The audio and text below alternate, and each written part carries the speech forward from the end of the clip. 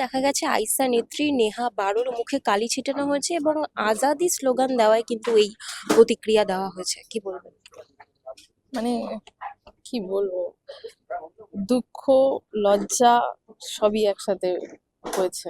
মানে এতটা খারাপ লেগেছে যে এটা নিয়ে আমি এখনো সোশ্যাল মিডিয়াতে বলতেও পারিনি। মানে একটি মেয়ে প্রতিবাদ করেছে, রাস্তায় বেরিয়েছে, সে চলতে পারবে না, তার মুখে কালি ছেটানো হবে। মানে বর্বরদের জায়গা, বর্বরদের জায়গা, কি বলবো।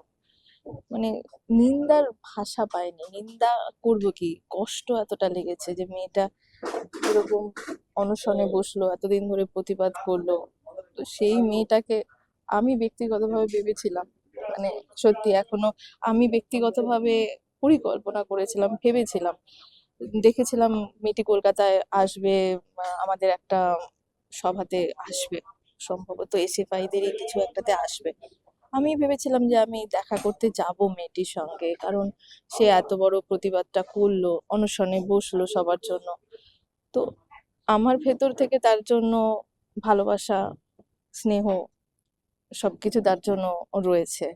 আর তাকে, যে যেরকম মানুষ তাদের চিন্তা ভাবনা সেরকম।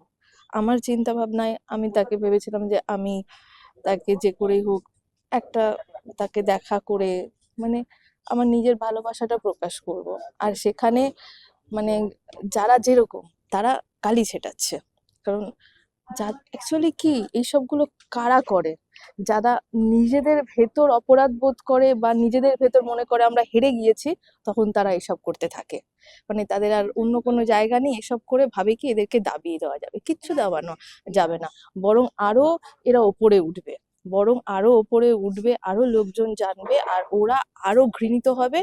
মানে আরো নিন্দার মুখে পড়বে। মানে এখানে কি বলবো, বলার আর কোনো ভাষা নেই। নিন্দা, ঘৃণা ছাড়া আর কিছু বলার ভাষা নেই।